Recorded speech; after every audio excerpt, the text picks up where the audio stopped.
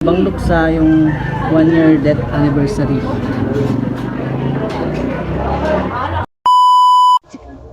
Tayo na pumunta dito sa Batangas para sa tiyan ang first time kong experience yung Babang Luksa.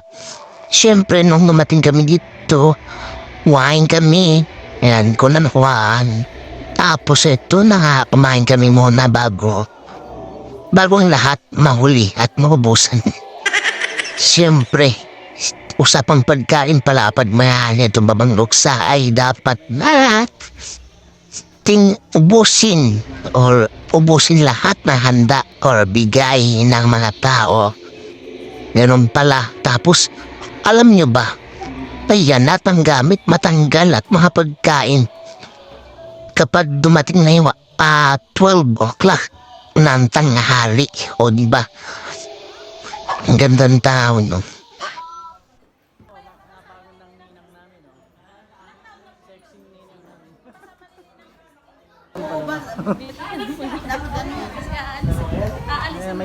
May shower na naman ako.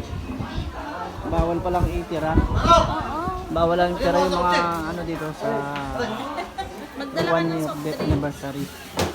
Ano pa yung kaugalian dito.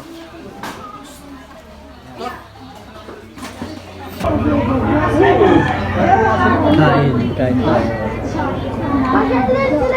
Ito na yung mga gamit na dapat na 12 o'clock ng tanghali ay ito mailabas na at matanggal malinis na lahat ng mga gamit na nandito sa loob ng area. So nandito po ako ngayon sa Abonsillo, Batangas. Ang tawag dito sa Batangas Babang Luksa. Babang Luksa yung 1 year death anniversary.